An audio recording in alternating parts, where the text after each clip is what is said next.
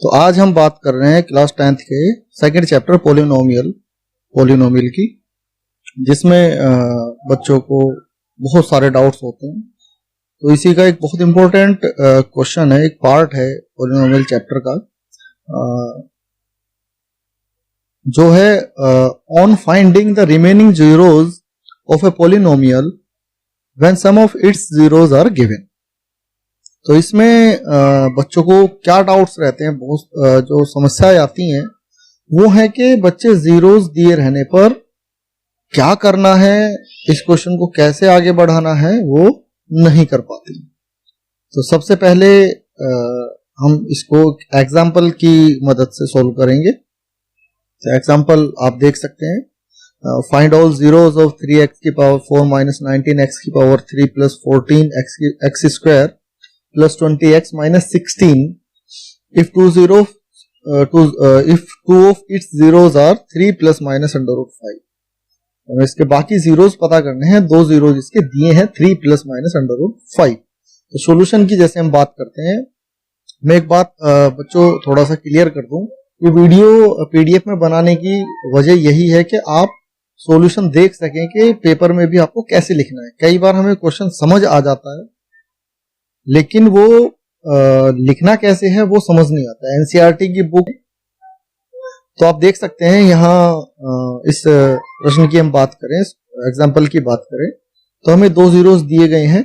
वो दो जीरोस आप देख सकते हैं, एक 3 प्लस अंडर रूट 5, एक 3 माइनस अंडर रूट 5। खासतौर से इस तरह के प्रश्न में दिक्कत आती है। तो सबसे पहली समस्या है कि इन दोनों जीरोस का करें क्या।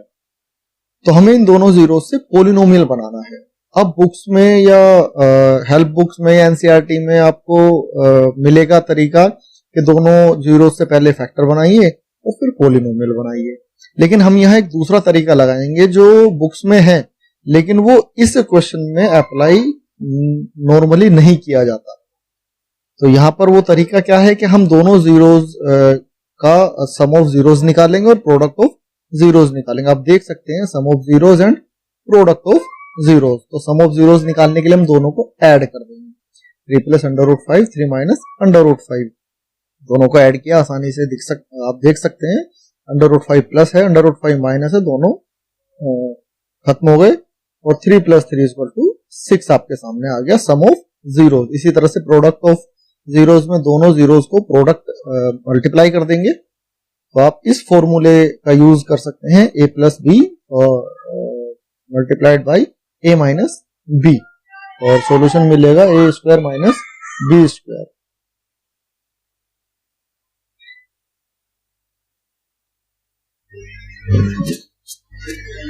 तो प्रोडक्ट ऑफ जीरोस निकालने के बाद जो कि 4 आया, अब हम बनाएंगे इन दोनों वैल्यूज का यूज करके पोलिनोमियल, जो कि बनाना बहुत आसान है। हम सीख चुके हैं लेकिन भूल जाते हैं कि कैसे हम इसका इस्तेमाल करें। तो क्योंकि हमें दो जीरोस दिए गए थे, 3 plus under root 5 and 3 minus under root 5, तो दो जीरोस यदि किसी पोलिनोमियल के हैं तो वो किस तरह का पोलिनोमियल होगा ये आप समझ सकते हैं। वो एक क्वाड्रेटिक पोलिनोमियल होगा,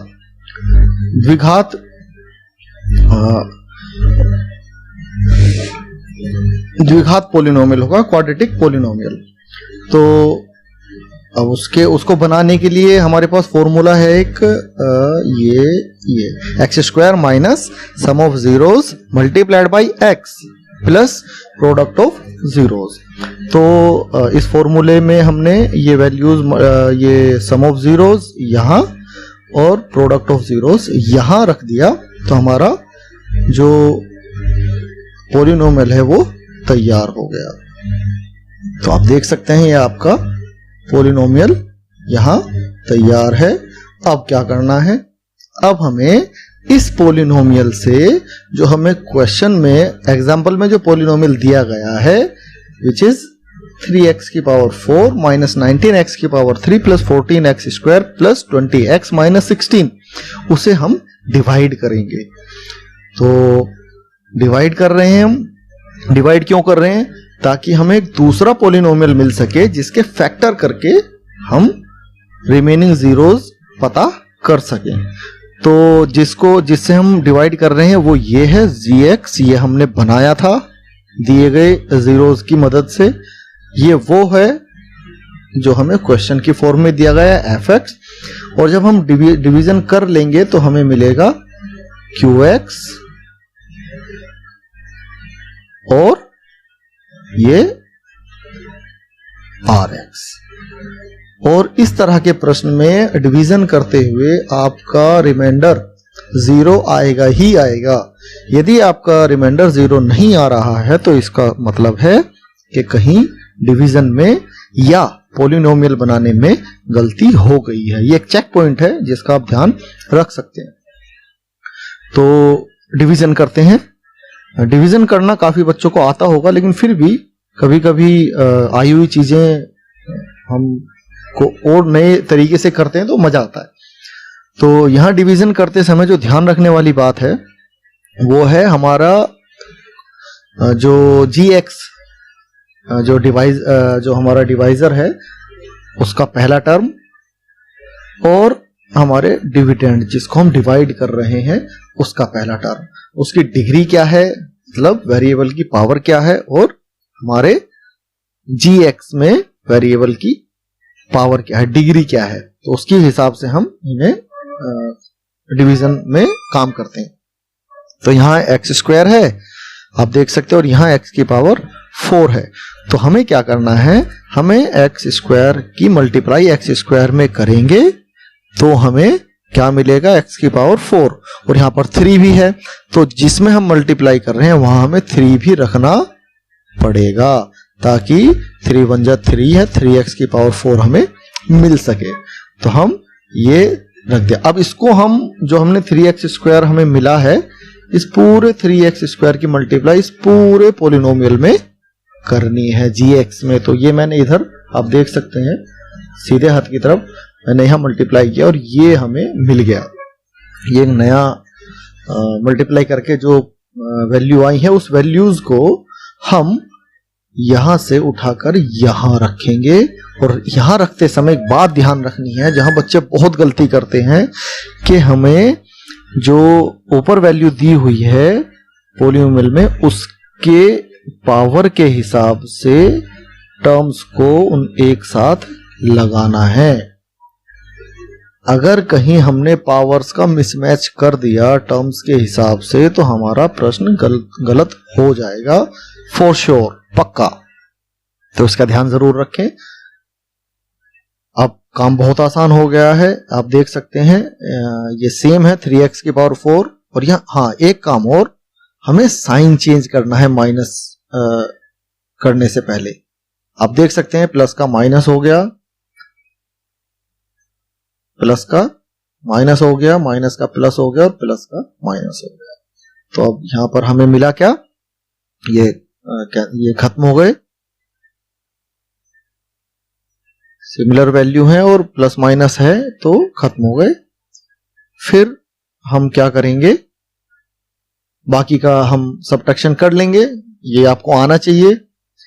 माइनस 19 में से प्लस 18 जाएगा तो माइनस का 1 बचेगा और वेरिएबल x की पावर 3, और इधर ऐसा ही 2x स्क्वायर प्लस 20। हाँ ये जो बचे हैं ये दोनों हम अगले स्टेप में ले लेंगे, क्योंकि हम जब मल्टीप्लाई करते हैं तो हमें क्या वैल्यूज मिलती है हमें पता नहीं होता, पहले से कैलकुलेशंस के हिसाब से चलता है, तो हम इसको उतार लेंगे दोनों को। तो अब हम क्या करेंगे, अब हम हिसाब करेंगे इसका। अब जो हमारा नेक्स्ट जहां हमें चलना है वो है 1 x की पावर 3, और यहां पर है x की पावर 2, और यहां है 1 और यहां पर भी है 1, लिखा नहीं होता पर यहां 1 है, और यहां माइनस है तो ये माइनस जाएगा सीधा यहां, ये माइनस आपका यहां आएगा, और 1 तो है ही, 1 1 जा 1, और यहाँ x की पावर 2 है, यहाँ x की पावर 3 है, तो यहाँ x की पावर 1 आ जाएगा। तो ये बना आपका, यहां आप देख सकते हैं।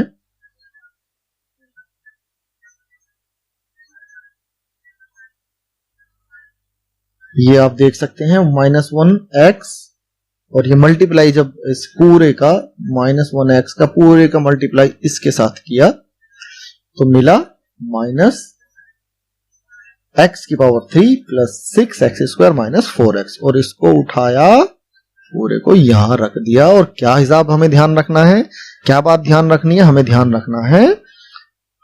रखना है ये कि सेम पावर के वेरिएबल्स एक साथ हों।